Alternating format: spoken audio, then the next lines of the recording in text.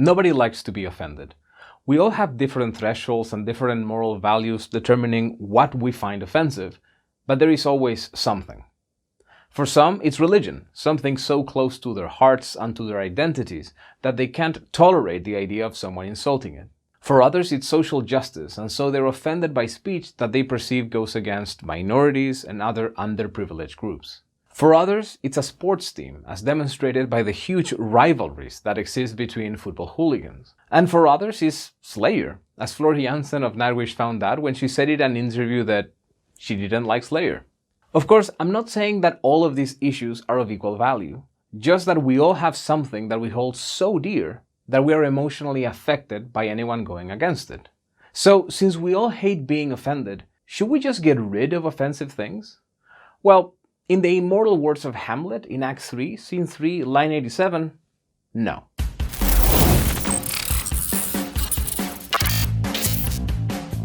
Now, I know what you're thinking. There's a pandemic going on, there are protests in the streets. Is this really the time to speak about free speech? And wasn't this supposed to be about metal? Well, first, it is precisely because there is a crisis that it is so important to speak about the value of offensive and upsetting speech. Crises are very dangerous periods for civil liberties because it is tempting to adopt authoritarian rules. These are also situations where people crave the blanket of safety that comes from someone saying, everything will be okay. And so there is always the temptation to give up liberty in the pursuit of that safety. And second, when it comes to metal, come on, do I even need to say it? We would be lying to ourselves if we didn't acknowledge that a lot of people find heavy metal, at least parts of it, extremely offensive. And so it is obvious that any purge of offensive speech will also result in the purging of a large section of heavy metal music and of art in general, for that matter. As many countries in the world try to come to terms with the atrocities that their ancestors might have committed, there has been a push to cleanse our culture of offensive material. The argument being made is that such a big part of our culture has been shaped by things like racism and misogyny, that the only right thing to do is to get rid of the offensive parts. Although, as we saw in our last video, part of this argument has been around the issue of statues in public spaces, another has been about cleansing the media and our public discourse. Just like Gone with the Wind was pulled from HBO's streaming service, other TV shows, movies, and books have also been the target of these attacks. And even though these are private companies and they are entitled to decide what they want to broadcast, when most of our content comes from streaming services, pulling content often mean that there are no other ways to access it, at least not any legal ways. We can see this right now with South Park, an American cartoon show that from the very beginning has gone out of its way to offend everyone. With episodes like Bloody Mary, where a statue of the Virgin Mary miraculously bleeds out of her ass, or All About the Mormons, where they poke fun at the foundational myths of the Church of Jesus Christ of Latter-day Saints, or Trapped in the Closet, where they mock Scientology, they have truly been equal opportunity offenders. They mock the comfort and ignorance of prejudiced white Americans, the fake rebellion of emos and goths, and even famous figures of the African American establishment like Jesse Jackson. Throughout its more than 20 years of history, South Park has been able to offend everyone. But not anymore. As South Park became available on HBO's streaming service last month, it was revealed that all the episodes that depict Muhammad, the Prophet of Islam, will not be available for streaming. Although there hasn't been an official statement explaining the reasons behind this exclusion, insiders have argued that it's a matter of safety, since depictions of Muhammad could trigger violent reprisals by extremists. Others have said that it's the result of how offensive it is for Muslims to see their Prophet portrayed like that, so that it would be discriminatory to carry such offensive content. What's really funny about these decisions is that none of the episodes that were pulled were actually poking fun at Islam itself, but rather at the ease with which people surrender their freedom of speech, trying to cover up their cowardice with a veneer of concern for the feelings of Muslims. Our only hope is to make the Muslim extremists know that we had no part in the Muhammad episode. That even though the episode aired, we didn't watch it, we didn't hear it, and we didn't talk about it. So how do we do that? We bury our heads in sand. Of course, this isn't just HBO's problems, as Comedy Central itself had already taken the unprecedented step of censoring one of the episodes when it aired in 2010, with parts of the dialogue, even parts that were not about Muhammad, being bleeped. You see, I learned something today. Don't you see, Gingers? Ironically enough, the sections of this monologue that were bleeped were about how, with violence, you can really get anything you want, even censorship. That's right, friends. All you need to do is instill fear and be willing to hurt people, and you can get whatever you want. The only true power is violence. Yeah. Now, it doesn't take a genius to realize that since South Park has basically offended everyone, there are no justifications to deny that same right to any other offended community. After all, we know for a fact that the episode dealing with the church/swindle of Scientology did in fact offend Scientologists, just like we know that their latest season, featuring transsexual issues, offended many who saw it as transphobic. If the argument is that we want to avoid offending people, then there is no legitimate reason why every group shouldn't get its way and remove anything they want. If, on the other hand, we say that Islam is special because we fear the violence and terror from a small group of extremists, if a cartoon is shown on TV, then maybe South Park's vision of people burying their heads in the sand is more accurate than we thought. All right, now get your head in the hole. Dad, this is stupid. Stanley, there's no time for your immaturity. Do it! All right, Sharon, now do me. Since decisions to remove content happen behind the scenes, often without any public request to do so, there is also an inherently condescending attitude adopted by these organizations who consider certain parts of the population so weak and feeble that they could not possibly tolerate offensive speech. As Pakistani-American writer Sahid Jilani, who is also a Muslim, recently stated in an article, if we start walling our entertainment off from even the mildest of cultural or racial humor, we may be performing the intellectual equivalent of an anti-vaccination campaign, depriving our society of the emotional immunity necessary to examine itself through humor.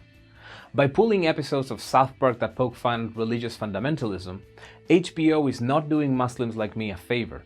It is coddling us, depriving us of the emotional capacity most adults in our society are expected to have. There is something quite insulting about private companies who, without warning, take it upon themselves to feel hurt, embarrassed, or offended in the name of someone else. They take away the agency of any member of the offended community, as well as of any member of the community who might have voluntarily participated in the offensive art form, and who did not see himself as a victim of racism.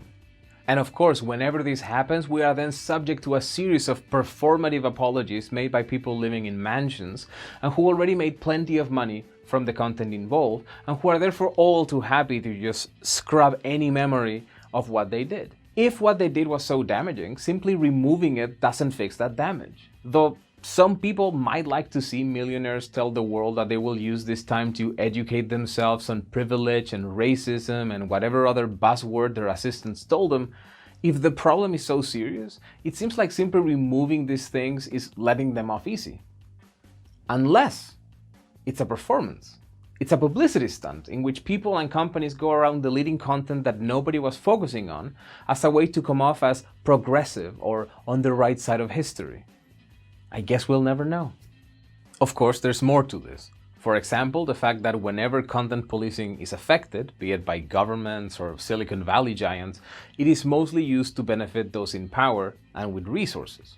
On the one hand, HBO, Netflix, Disney, Facebook, Twitter all ensure that their content is less controversial and obviously more ad-friendly. On the other, large sections of the community are silenced. Of course, you're probably thinking that the sections of the community that end up being silenced are really hateful bigots. But the reality is different. When governments and private entities start policing content for offensive or hateful messages, the real victims are minorities, dissidents, and those who hold unpopular views. They're not necessarily those who feed our mental image of the brainless bigot burning crosses.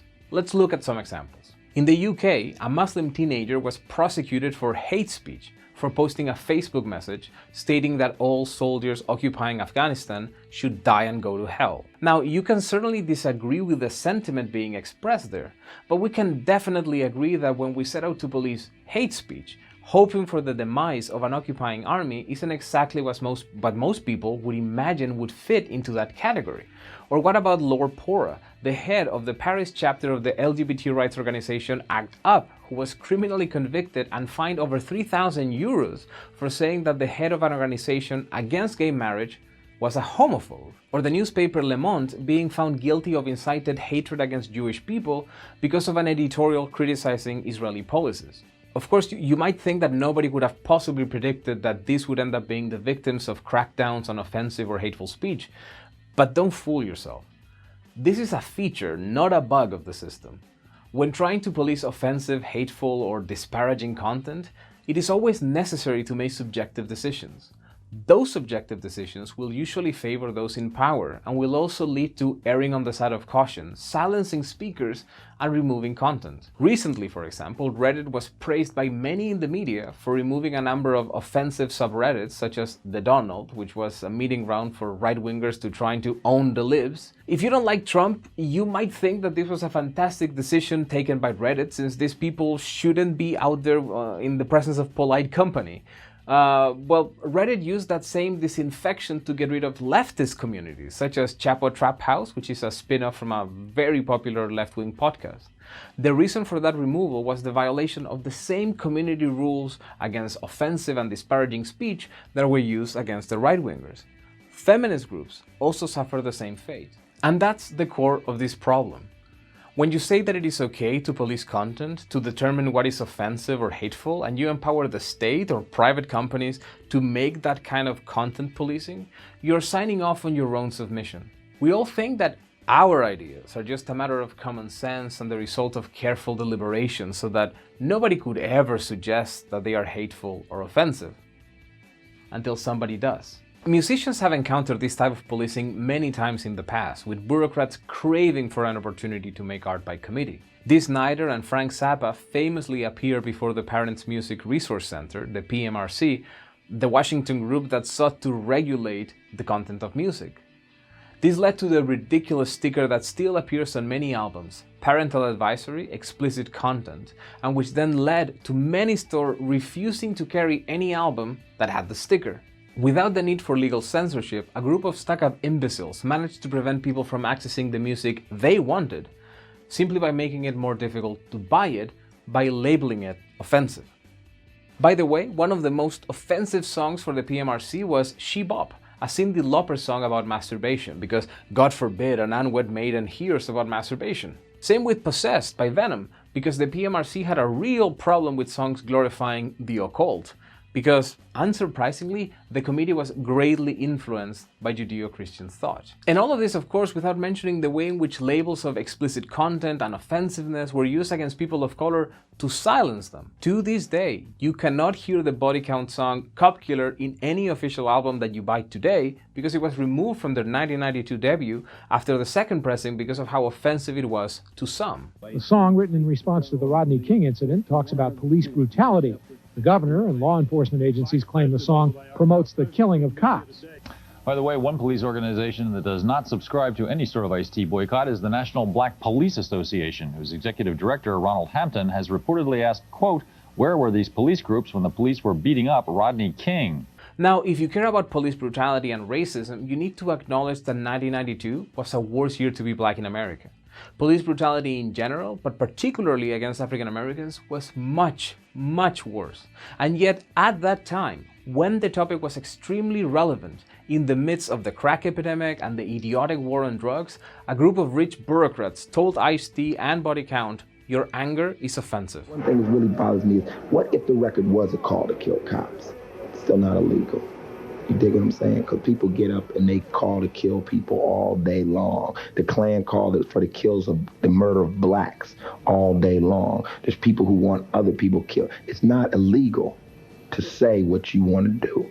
In fact, on Monday, the Supreme Court ruled that Ku Klux Klan cross burnings are protected acts of free speech. And this, of course, isn't surprising. It is easier to tell black people to be nice and to make happier songs than it is to reform police in a way that doesn't punish poverty, addiction, and mental illness. It is easier to remove content that features blackface than it is to analyze why we have, as a society, allowed ourselves to develop in a way that has left many minority communities behind. And of course, it is easier to focus on cartoons that depict Muhammad than it is to focus on the continuation of wars of aggression in the Middle East, and which have killed those same Muslims we supposedly care so much about. Being offended is never easy, and so I know that it is difficult to accept that others should have the right to do that to us.